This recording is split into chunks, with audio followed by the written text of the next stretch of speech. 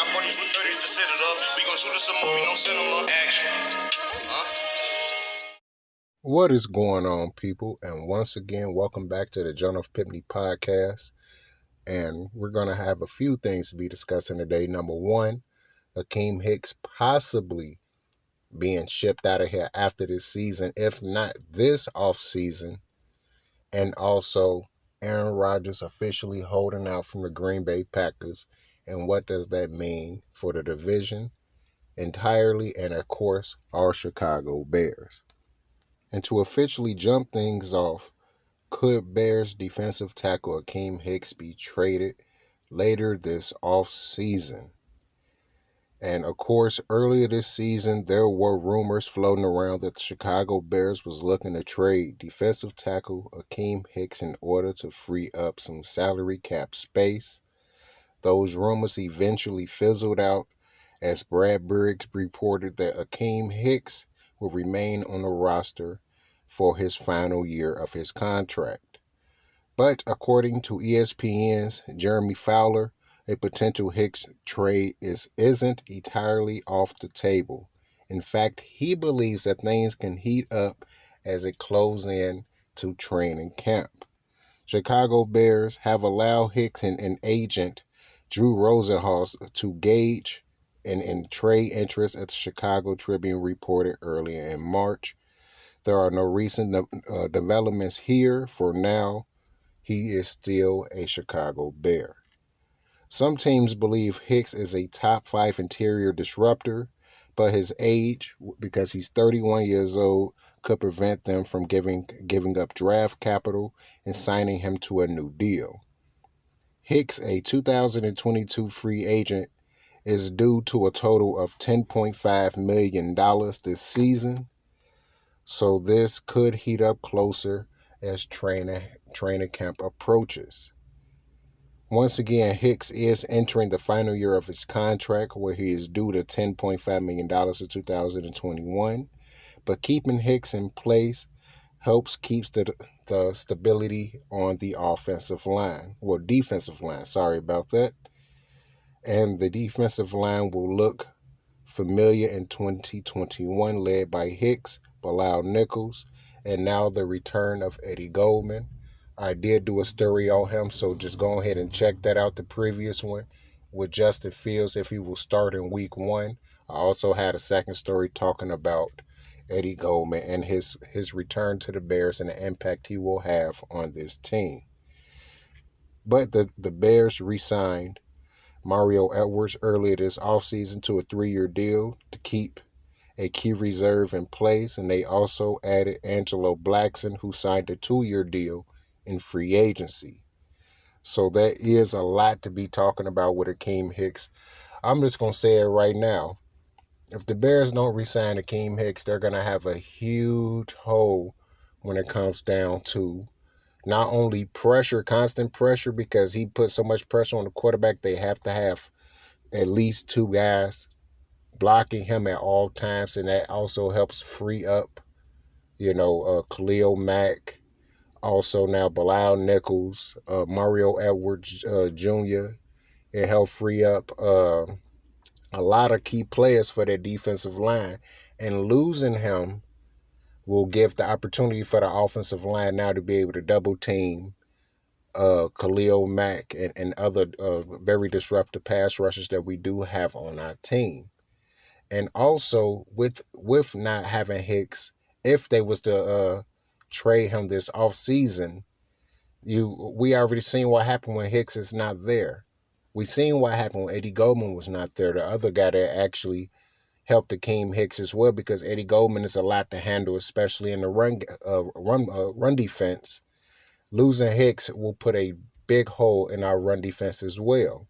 It'd be almost like losing Bilal Nichols last year. It was a big difference losing those guys, and it made a huge impact on our team. So hopefully the Bears can try to sign him to at least another 1-year deal, and hopefully if he really wants to be on the team, he is willing to take a few 1-year deals going down the line, or maybe a 2-year deal with less money to make sure that he stays with his team, because With Justin Fields on there, I know the defense is getting older and they're still keep trying to bring in guys to keep the defense young. But with the group of guys that they got now, and of course with Justin Fields being on the team, this could be a possible Super Bowl team. I'm not going to say that they're going to win the Super Bowl, but right now they do have a very strong chance at getting to the Super Bowl with the rosters they have now, especially with a lot of improvements on the offensive end. And also, of course, we did lose Kyle Fuller, but we did add a little bit more depth. So hopefully those things can work out with our Chicago Bears, and we don't have to worry about that later on in the future.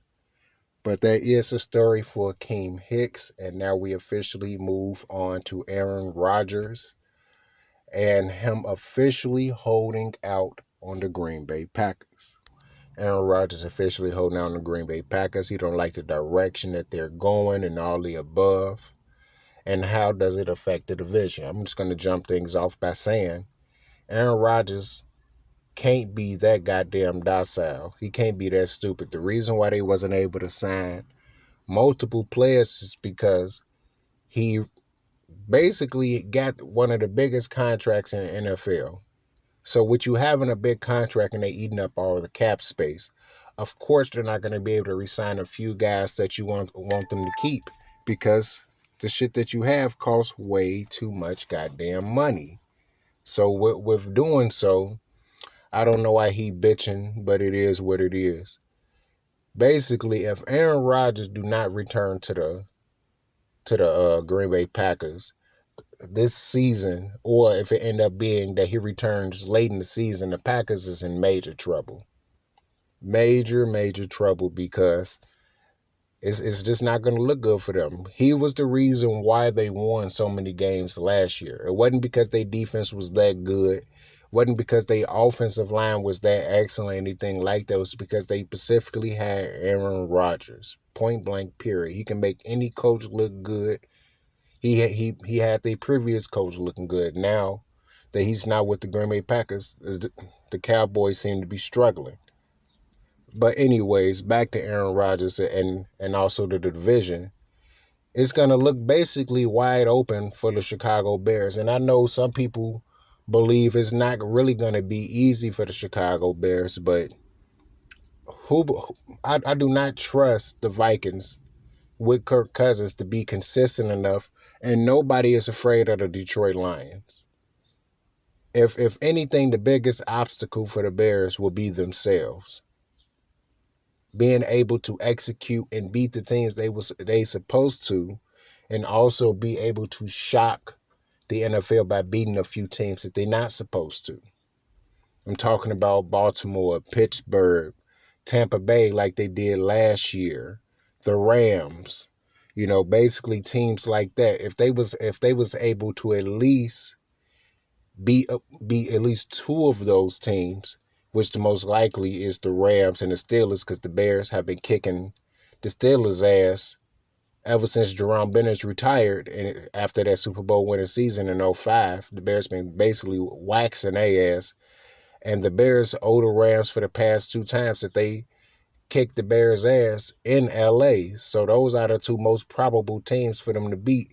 Some people might say Tampa Bay because of what the Bears did to them last year, but that was a completely different quarterback, and the offense didn't even have as many weapons as they did this year.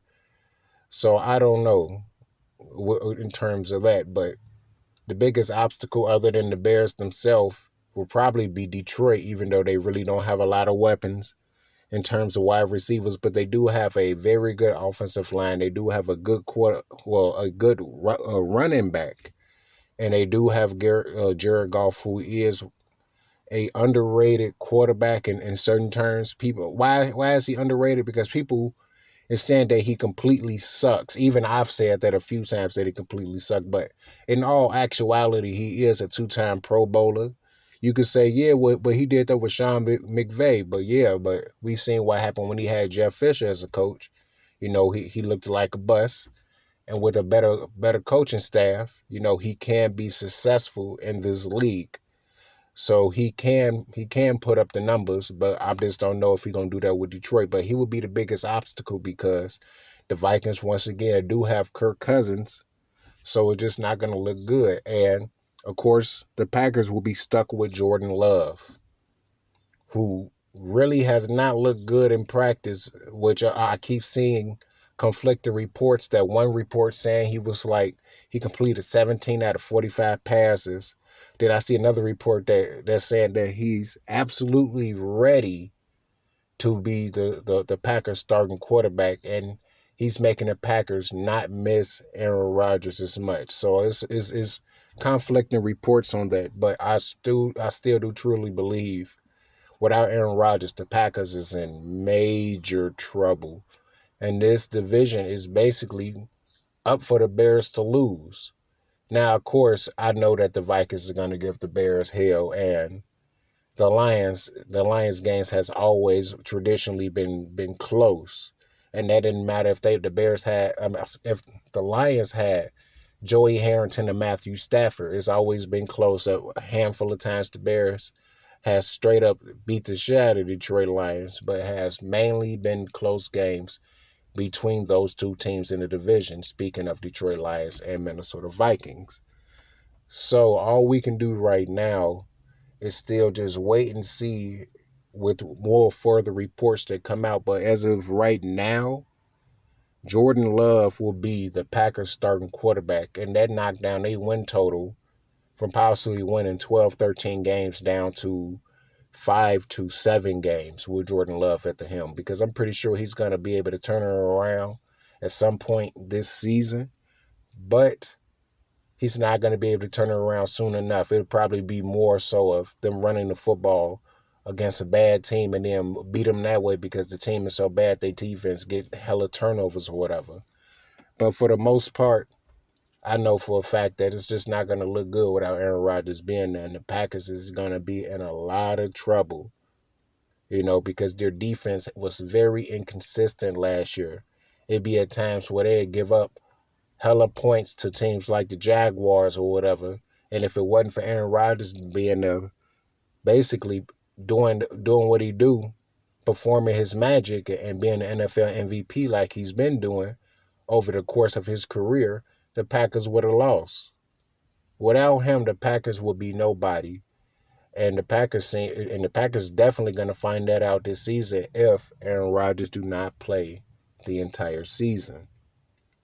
But that's going to be it for me today, guys. I will keep you posted with any more information I do find out with the Chicago Bears and anything else that do affect our team in the division. And just continue to like and subscribe, and I will once again just keep you updated.